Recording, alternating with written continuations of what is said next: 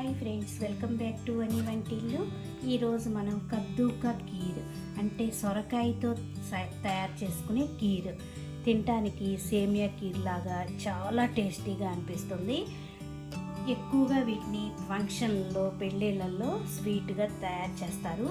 ఎంతో ఈజీగా ఈ టిప్స్తో ఇంట్లో తయారు చేసుకుంటే అందరూ కూడా ఇష్టంగా ఇంట్లో వాళ్ళందరూ కూడా మెచ్చుకునేలా మనం తయారు చేయొచ్చు. అంత టేస్టీగా అనిపిస్తుంది. నా వీడియో చూడబోయే ముందు నా వీడియోస్ మీకు నచ్చినట్టయితే లైక్ చేయండి, షేర్ చేయండి, కామెంట్ చేయండి. మరిన్ని వీడియోల కోసం వని వంటిల్ని సబ్స్క్రైబ్ చేసుకోండి. కద్దు కా కీర్ తయారు చేసుకోవటానికి మీ 1 కప్పు సొరకాయ తురుము అయ్యేట్లు సొరకాయ ముక్కను తీసుకోండి. ఈ పైన తొక్కంతా తీసేసుకోవాలి. పైన తొక్కు తీసుకున్నాక ఇలా మధ్యకి కట్ చేసుకోండి. ఈ మధ్యలో ఉండే విత్తనాలు ఏమన్నా మెత్తని పార్ట్ ఉంటే తీసేసేయాలి.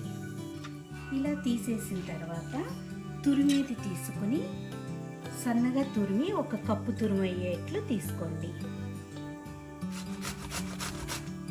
ఇలా సొరకాయని తురుముకున్నాక 1 కప్పు తీసుకున్నాను. దానిలోకి 1/2 కప్పు సగ్గుబియ్యాన్ని ఒక అరగంట ముందు మీరు తయారు చేసుకునే అరగంట ముందు ఇలా నానబెట్టి తీసుకోండి. దీనిలోకి 1/4 కప్పు పంచదార, మీరు కొంచెం షుగర్ ఎక్కువ ఇష్టపడితే కొద్దిగా ఎక్కువ కూడా వేసుకోవచ్చు. సన్నగా కట్ చేసిన బాదాము, జీడిపప్పు, కొద్దిగా యాలకుల పొడి. ఇప్పుడు తయారీ విధానం చూద్దాం. వేసుకునే ముందు ఇట్లా గిన్నెలో వాటర్ తీసుకోండి. దానిలో తురిమిన సొరకాయ తురుము వేసుకోవాలి. సొరకాయ తురుమును వేసుకుని బాగా వాష్ చేసుకుని గట్టిగా వాటర్ అంతా పిండేసి తీసుకుంటే మనకి పాలు అనేది ఏం ఇరగకుండా ఈ కీర్ అనేది చాలా బాగా వస్తుంది. ఇప్పుడు ఈ వాటర్ని గట్టిగా పిండేసి తీసుకోవాలి. ఇలా స్టవ్ ఆన్ చేసుకుని ఒక గిన్నె పెట్టుకోండి. దానిలో 1 టేబుల్ స్పూన్ నెయ్యి వేసుకోండి. నెయ్యి వేడయ్యాక జీడిపప్పు, బాదాము వేసి వేయించుకోవాలి. జీడిపప్పు, బాదాము ఇలా వేగాక దీనిలో సొరకాయ తురుము వేసి వేయించుకోవాలి. సొరకాయని వేయించుకునేటప్పుడు తక్కువ మంట మీద లో ఫ్లేమ్లో పెట్టుకుని వేయించుకోవాలి. ఇలా పచ్చివాసన పోయే వరకు వేయించుకున్నాక దీనిలో ఇప్పుడు 4 కప్పులు పాలను పోసుకుందాం. పాలు ఎప్పుడు కూడా చిక్కగా ఉంటే ఈ కీర్లకి చాలా బాగుంటుంది. ఇప్పుడు 4 కప్పుల పాలని దీనిలో పోసుకుని ఉడికించుకోవాలి. కావాలనుకుంటే కొద్దిగా వాటర్ని 3 కప్పులు పాలు తీసుకుని 1 కప్పు వాటర్ కూడా వేసుకోవచ్చు. మొత్తం పాలల్లో కూడా తయారు చేసుకోవచ్చు. ఇప్పుడు ఈ పాలని బాగా కాగనివ్వాలి. ఇలా పాలు కాగాక దీనిలో ఇప్పుడు నానబెట్టుకున్న సగ్గుబియ్యంని వేసి ఉడికించుకోవాలి.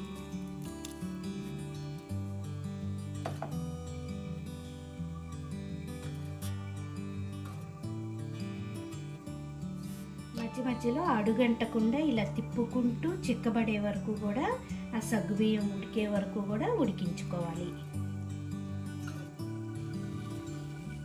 చూడండి, సగ్గుబియ్యం కూడా చక్కగా ఉడికిపోయినాయి.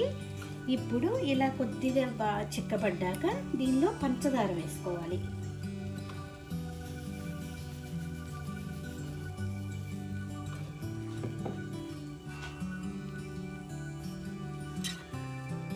మొత్తం ఒక్కసారి కలుపుకొని ఇంకొంచెం చిక్కబడిస్తే మనకి ఈ స్వీట్ రెడీ అయిపోతుంది. స్వీట్ రెడీ అయిపోయింది. లాస్ట్గా దీనిలో కొద్దిగా యాలకుల పొడి వేసుకుందాం.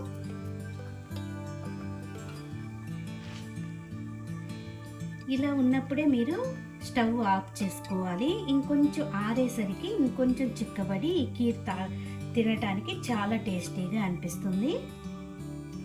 చూడండి, ఎంతో టేస్టీగా అనిపించే ఈ స్వీట్ని మీరు కూడా ఒకసారి తప్పకుండా ట్రై చేసి చూడండి.